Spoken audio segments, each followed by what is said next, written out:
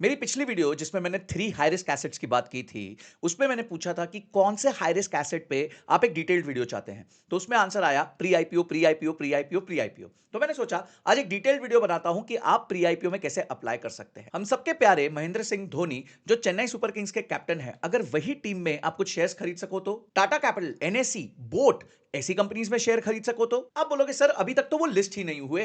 अरे नहीं, उनका आईपीओ भी नहीं आया भाई। तो अगर आईपीओ आने से पहले भी उनके शेयर्स खरीद सको तो आईपीओ के लिए भी वेट करने की जरूरत नहीं है। यानी कि पहले से इन्वेस्टमेंट और पहले से ही ग्रोथ का चांस। तो आप सोच रहे हो भाई ये सब पॉसिबल कैसे है। तो आज की वीडियो में मैं अनलिस्टेड शेयर्स का पूरा रोड मैप दूंगा आपको। पहला, क्या होते हैं अनलिस्टेड शेयर्स। दूसरा, क्यों इनमें इन्वेस्ट करना एक स्मार्ट मूव हो सकता है। तीसरा, कैसे इसमें इन्वेस्ट करें बिना किसी झंझट के। और चौथा, फाइनली आईपीओ के बाद क्या होगा। तो दोस्तों ये वीडियो सिर्फ एक फाइनेंशियल नॉलेज का पावर बॉम्ब नहीं है, ये एक ऐसी इन्वेस्टमेंट अपॉर्चुनिटी है जो बहुत पहले आपको समझ जानी चाहिए थी। और अगर आपको एक इन्वेस्टमेंट डेमो देखना है जिसमें मैं लाइव आपके सामने इन्वेस्ट करके दिखाऊंगा अनलिस्टेड शेयर्स में, तो वीडियो के एंड तक बने रहना और चैनल को सब्सक्राइब करके घंटी जरूर दबा देना।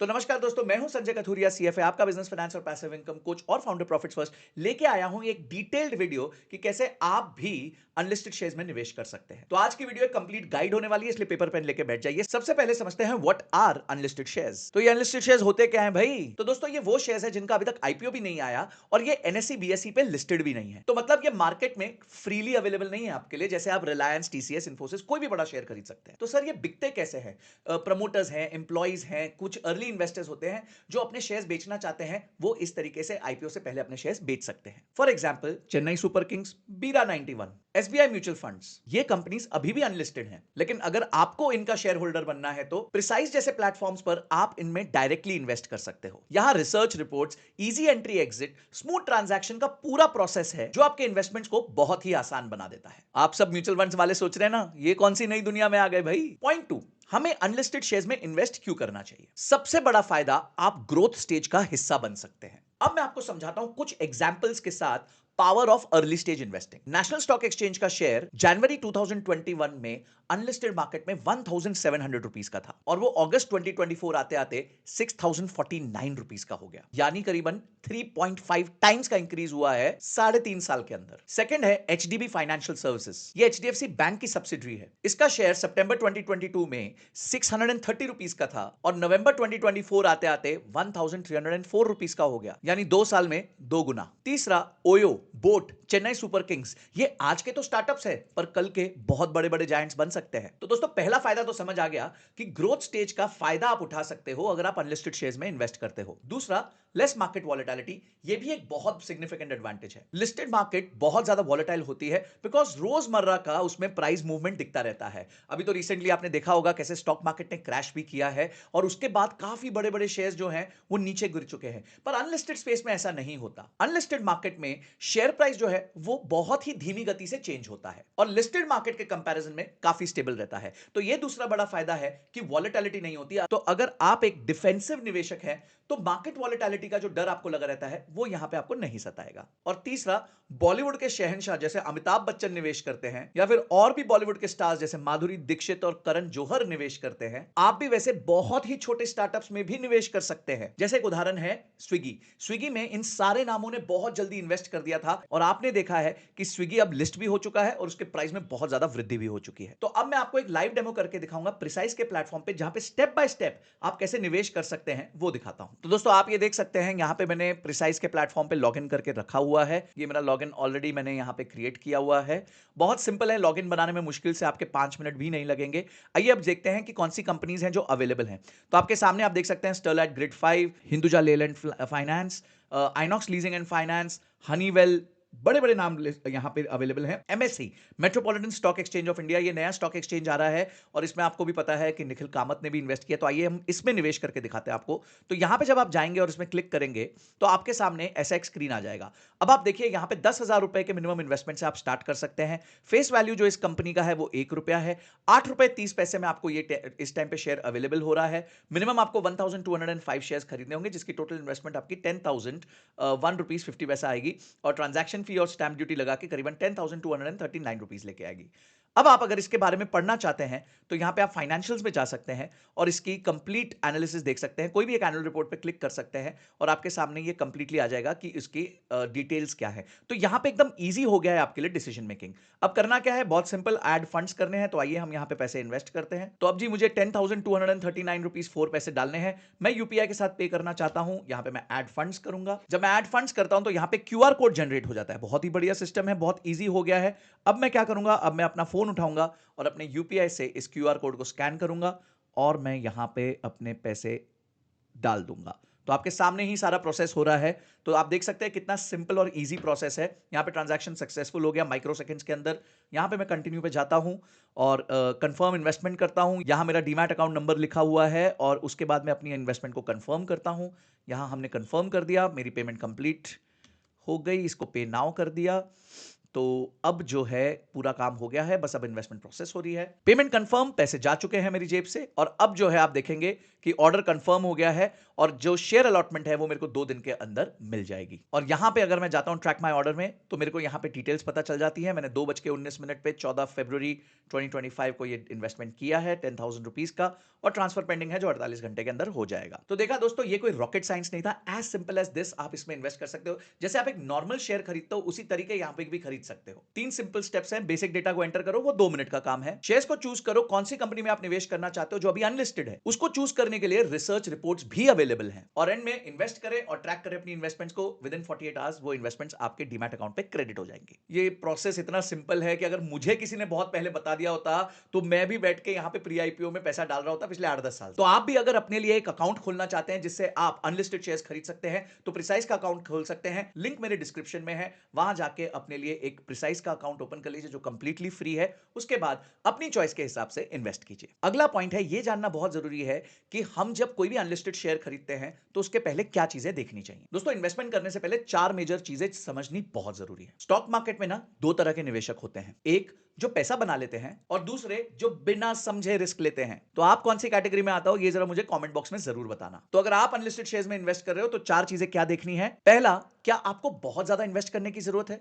क्या आपको हजारों रुपए चाहिए या लाखों रुपए चाहिए प्री आईपीओ में इन्वेस्ट करने के लिए? अक्सर लोग ये सोचते हैं कि जो प्री आईपीओ है या अनलिस्टेड शेयर्स है वो सिर्फ अमीरों का काम है, क्यों वहां पे 10 लाख 20 लाख रुपए तक भी लग सकते हैं। पर प्रिसाइज जो प्लेटफॉर्म है उस पर आपने देखा कि मात्र 10,000 रुपए में भी आप इस कैटेगरी में इन्वेस्ट कर सकते हैं। मतलब अगर आपका कॉर्पस कम है तब भी आप अर्ली स्टेज स्टार्टअप्स में या अनलिस्टेड कंपनीज में इन्वेस्ट कर सकते हैं। इसका आपको एक एग्जांपल देता हूं मजेदार, क्या फायदा होता है। वारी एनर्जीज का स्टॉक 2023 में अनलिस्टेड था और उस टाइम 555 रुपए पे अवेलेबल था। आज आईपीओ के बाद वारी एनर्जीज का प्रेजेंट शेयर प्राइस करीबन 2100-2200 रुपए है। यानी 2023 से लेकर 2025 विद इन 2 इयर्स ये शेयर प्राइस करीबन 4 गुना हो गया। तो अगर आपने 10,000 रुपए के आसपास निवेश किया होता तो आज वो पैसा 40,000 रुपए के आसपास हो जाता। तो छोटे पैसे से भी आप प्री आईपीओ कंपनीज में निवेश कर सकते हैं। सेकंड, क्या आपके शेयर्स डीमैट में हैं कि नहीं। आप जब भी पब्लिक मार्केट के शेयर्स खरीदते हैं तो वो शेयर्स आपके डीमैट में आते हैं, पर जब आप अनलिस्टेड कंपनीज खरीदते हैं तो ये बहुत बड़ा डर सबको लगा रहता है कि मैं शेयर्स के पैसे तो दे दूंगा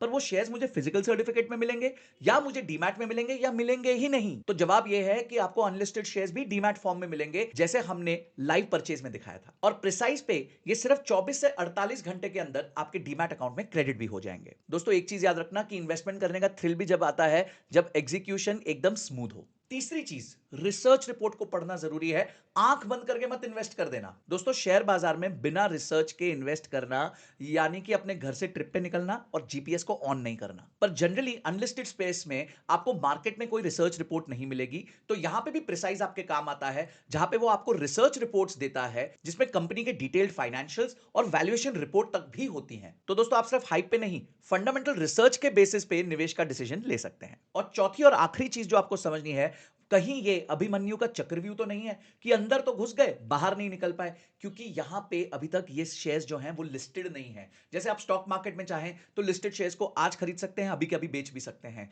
तो ये सेम चीज क्या आपको अवेलेबल होगी। इन्वेस्ट करना तो ईजी है पर क्या एग्जिट लेना भी उतना ही आसान होगा। तो अनलिस्टेड शेयर्स के स्पेस में एग्जिट लेना कभी कभी थोड़ा कम्बरसम हो सकता है, बायर को ढूंढना पड़ता है और कहीं तो असिस्टेंस भी अवेलेबल नहीं होती। तो यहां पे भी प्रिसाइज आपके काम आता है। प्रिसाइज प्लेटफॉर्म बायर फैसिलिटेट करके आपके आपके एग्जिट के प्रोसेस को बहुत ही स्मूथ बना देता है और प्रिसाइज के जितने भी सेलिंग एक्सपर्ट्स हैं आपको हर स्टेप पे गाइड करते हैं ताकि आपको कभी भी इनकन्वीनियंस ना हो। तो दोस्तों, म्यूचुअल फंड से निकलना तो बहुत इजी है, पर क्या आपने कभी सोचा था कि अनलिस्टेड स्पेस में शेयर से भी निकलना इतना आसान होगा? अब मैं आपके साथ शेयर करता हूं कुछ केस स्टडीज जिन्होंने बहुत जबरदस्त रिटर्न्स बनाए हैं अनलिस्टेड स्पेस में। ऑर्बिस फाइनेंशियल्स 2022 में करीबन 65 रुपए का शेयर था, आज 3 साल बाद 465 रुपीस का, यानी कि 7 टाइम्स इंक्रीज हो गया है। मोहन मेकिन नवंबर 2022 में 1215 रुपीस का शेयर था, जो फरवरी 2024 तक 2400 रुपीस का हो गया था। और सीएसके जो नवंबर 2022 में 159 का शेयर था, वो 1.5 साल के अंदर 184 का हो गया। यानी अगर आपने सही टाइम पे अनलिस्टेड शेयर्स खरीद लिए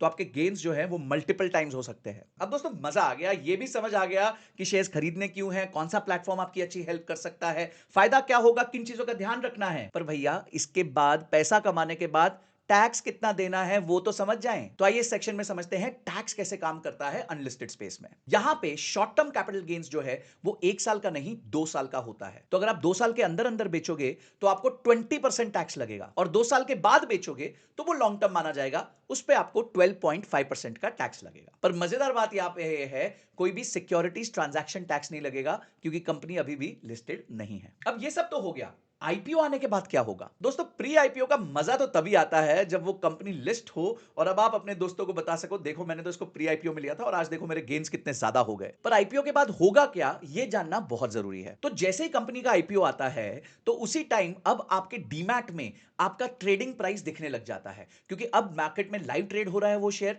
तो वो जो प्राइस है वो हर रोज आपके डीमैट अकाउंट पे रिफ्लेक्ट करेगा। इसमें कोई एक्स्ट्रा पेपर वर्क नहीं चाहिए, कोई नया डॉक्यूमेंटेशन नहीं चाहिए कि आपके पास तो अनलिस्टेड था वो लिस्टेड हो गया है, ऑटोमेटिकली ट्रेडिंग चालू हो जाएगी। सेकंड, लॉक इन पीरियड, ये जानना बहुत जरूरी है। जब भी आप कोई अनलिस्टेड शेयर खरीदते हैं तो उसका एक लॉक इन पीरियड होता है, यानी जब वो आईपीओ आ जाएगा उसके बाद कुछ सीमित समय तक आप उस शेयर को नहीं बेच सकते। अर्ली इन्वेस्टर्स के लिए ये लॉक इन पीरियड 6 महीने का होता है, मतलब आईपीओ आने के तुरंत बाद आपको 6 महीने वेट करना ही पड़ेगा, उसी के बाद ही आप अपना शेयर जो है वो बेच सकते हैं मार्केट में। दोस्तों, अगर आपके पास पेशेंस बहुत है ना, तो कभी कभी ये पीरियड आपके लिए बहुत फायदेमंद हो जाता है, क्योंकि कंपनी का शेयर प्राइस ओवर 6 मंथ्स बढ़ भी जाता है। अब आईपीओ आ गया तो आपको उसके बाद क्या क्या करना चाहिए? स्टेप 1, लिस्टिंग के बाद स्टॉक के परफॉर्मेंस को मॉनिटर करते रहिए। क्या फंडामेंटल्स अभी भी स्ट्रांग है? मार्केट के सेंटिमेंट्स जो हैं, क्या वो इस शेयर के प्रति पॉजिटिव है या नेगेटिव है? अगर डिमांड ज्यादा है और आपको प्रॉफिट बन रहा है तो आप एग्जिट भी ले सकते हैं या पार्शियल एग्जिट ले सकते हैं। और अगर आपको लगता है कि कंपनी का लॉन्ग टर्म पर्सपेक्टिव बहुत अच्छा है तो उसको होल्ड कर सकते हैं